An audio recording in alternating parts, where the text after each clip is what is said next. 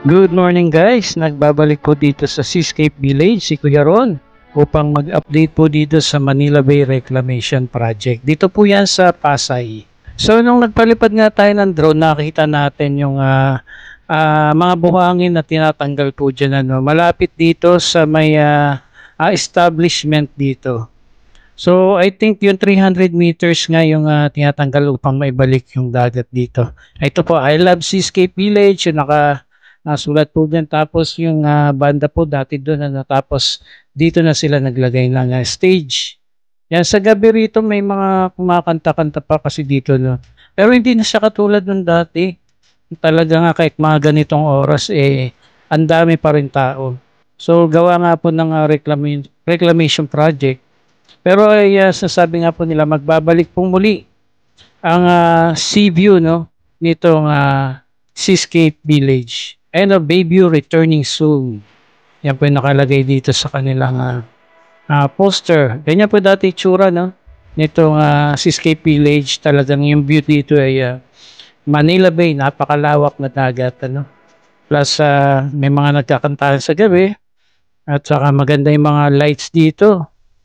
And tapos ito puntahan natin lapitan natin itong naka-poster dito.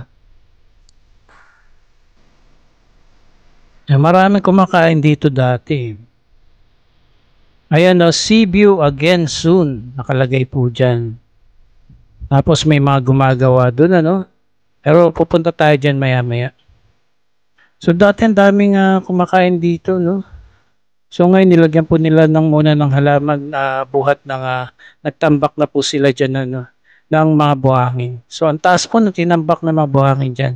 At ngayon naman po tinatanggal pong muli para maibalik nga yung sea view nitong mga establishment po dito katulad nitong Seascape Village. Yan. So dyan po sa may kabila ay inihigop yung mga buhangin dyan pa. Tapos tinatambak naman nila doon kung saan nila dapat tambakan. Pero yung 300 meters ay muling ibabalik para magkaroon ng bay view dito sa mga establishment po dito.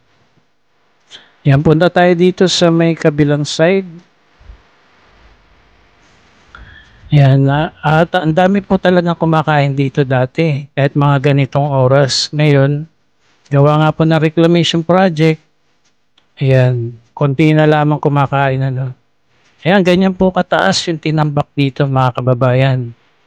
Itong lalim nito, malalim na yun. Yung party na yan, nung may dagat pa dyan.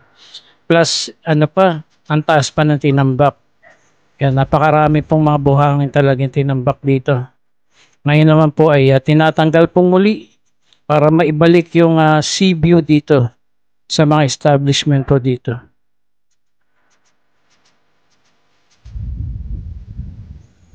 Ayan, nagtanim sila rito ng mga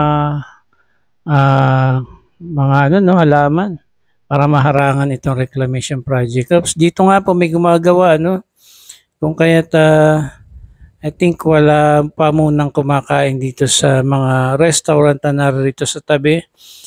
Pero yung iba I think nag-ooperate pa rin naman. Especially sa gabi, may mga kumakain pa rin. Ayan. So yan po yung Lime Hotel mga kababayan. Isa rin po sa mga naapektuhan ng reclamation project na talagang I'm sure siguro na rin sila naapektuhan din talaga.